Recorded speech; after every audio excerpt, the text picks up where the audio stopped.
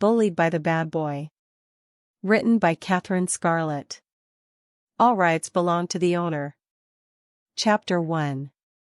The Entrance Ceremony. Now the welcoming ceremony will start. The new students are requested to arrive at the hall. Please hurry, the ceremony will start in no more than 10 minutes. Milady, please come, said the driver, opening the door for her to come out. From the car, a young woman of 17 or 18 came out with blonde and straight hair with cat-like blue eyes. Have a nice day, said the driver with a bow. The girl swept away from her hair, which was coming into her view, away, replying, "Come to get me on time, or else Daddy will be angry." "Sure, milady, don't worry about anything." The students were all walking past her. She also started walking after taking a look back at her sides. She went to see the list where her name was supposed to be. It was crowded as it was in the middle of the hall. The sight was enough to make her feel uncomfortable. When she was about to turn away, she heard a loud voice. "Ah, why are you bothering me?" The crowd was not letting her have the chance to see the face of the young man who was causing a ruckus there. Having no care for that scene, she went away from there. "I need to go to the hall, right? No, where is it?" Searching randomly would be a problem. I should ask someone. She searched for anyone to tell her where the hall is. Some group of girls walked past her. Seeing this, she reached out to one. "Excuse me, I'm Dash." Before she could complete the sentence, they stared at her with a surprised faces. She furrowed her eyes in response. "Is anything the matter? Why are you Dash?" Before she could complete her sentence, they walked past by her side. Strange, why did they leave without answering anything? By then everyone had left before she could ask them about the location of the hall. She rolled her eyes over the window glass, watching her reflection in it. She had worn a plain, emotionless expression, with her hair all down.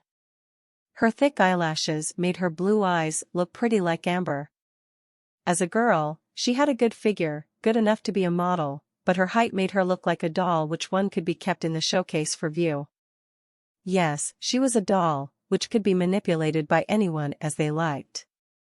Something flashes into her view when she stared at her eyes. Be a good student. You have to rank at the top, no matter what happens. You are my girl after all, right? The loud noises of the announcement break into her attention. She walked away from there, towards the hall. It was on the back. All the new students gather along with the senior ones. The hall was much crowded. Among this, one girl stood on the stage who was in front of the mic yelling, "Welcome." She glanced back at her sideways to see another row of students. The doors closed and she stood at the corner with her head low. One young man took over the mic. "I welcome you all for gathering here today. On such a good occasion." The speech went on for longer than she thought. "And now, we will ask the one who had the highest marks among the new students to come and give us a speech. Please welcome Tom Bradford, who has the highest grades in the entrance examination." A loud cheer followed. But no one came up. Seeing this, the man called again. "Tom Bradford, Tom? Please come up. Everyone's waiting for you to come." But no matter how much he called, no one came upon the stage. This is ridiculous. Doesn't this guy have any sense of time, does he? Even though he scored the highest. How foolish, isn't it? I don't feel like watching this anymore. This place is too suffocating. I should get some fresh air. Getting out of the hall, she headed towards an empty place less crowded with people. All of a sudden, she came across an empty backyard. Hardly anyone was there, so walked towards it, dragging her feet, only to hear someone yelling. She became curious hearing that noise, so she walked towards it. Just the moment she crossed the corner, she spotted something. "Why did you spit at me, huh? Who do you think you are, getting on my nerves?" yelled a guy, backing one guy onto the wall, grabbing hold of his uniform collar roughly.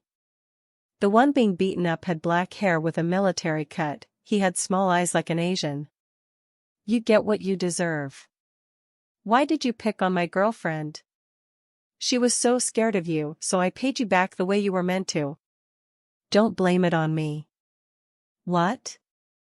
And when did I do that? She was the one who came crying to me trying to hug me. Why are you blaming me? The one who was beating yelled back. She was able to recognize that voice. It was the same one she had heard among the chaos near the room chart. Without her realizing, she stepped in there to see the fight. How dare you say that about my girlfriend? She's not the way you think she is. My girlfriend dash. Stop yapping about her. I don't like the way you talk. You piss me off. Now get out of my sight. I don't want to see you. I won't leave without beating you to a pulp. Take this. The one being beaten was about to punch that boy. But before his punch was able to reach him, the other one held it. You crossed the line. Now no one can but in between us. Take this, you shit, he yelled, punching at the boy in front of him. His nose started bleeding right away. The boy again punched him, this time in the eye. She couldn't stop herself from interrupting in between them and called out, Stop, don't do this. Hearing her voice, both the boys stared at her. The one who was beating looked more surprised than ever. But more than that, his eyes were holding malice and hatred. More than that, loneliness and isolation. Her voice went dry, thinking about what she has done. The culprit and the victim both are in front of her, and she interrupted. She never used to do these, then why did she raise her voice against this now? Is this because I was once a victim of this? The memory of a group of girls cornering her and bullying her flashed into her mind. All she could be bear them without saying anything back in response. What are you doing here? Shouted the boy, who was the culprit. He had reddish-brown hair, wavy with the strands falling over his eyebrows. His greenish eyes had a piercing gaze in them, making him look fierce as a lion, without a mane. He had a good height of over 6 inches, with fair skin and a pair of small lips, with thick eyebrows. The way he growled at her made it seem like he's used to fighting because of his good-built muscles. She couldn't gather her words into her mouth. She had lost her voice without her realizing it. Can't you hear me? I asked you, what are you doing here? That boy shouted again, leaving the other boy alone. Taking this chance, that boy ran past them. Hey, don't run, I'll catch you, that boy yelled after the one who escaped from there. She just stood still watching everything. Her fists were clenched, and her eyes stuck to the boy in front of her. That boy clicked his tongue and rolled his eyes over the figure in front of him, who stood like a doll. Then grabbed hold of her hand roughly. Come with me. He pressed her back onto the wall where he was beating up that boy. Because of you, he managed to escape. How will you pay that, he growled, placing one hand on the wall and using the other to hold onto her hand. She was taken aback by his loud voice. The way he was yelling at her like she is the one who was blackmailing him. Why aren't you talking? Can't you talk? Why did you let that guy get away from my hands? How will you pay with that? His intense stare was enough to intimidate anyone. The distance between them was enough for her to hear his breathing. Silence followed between them. This may be the first time she had to face a situation like this. Why are you silent? Can't you talk? Speak up, will you? She lowered her eyes, not wanting to meet his glare. Look up at me, will you? He asked, lifting her face with his hand. What surprised him? Her empty gaze made it seem like she was lifeless, who can feel nothing, speak nothing, or can do nothing, just like a doll on display. Why are you staring at me like that, Are you trying to make me afraid of you? I am much braver than that. I won't be frightened by your eyes, he yelled. Again she was silent, but this time she lifted her face, meeting his gaze. She rolled her eyes over him. Then replied, let me go.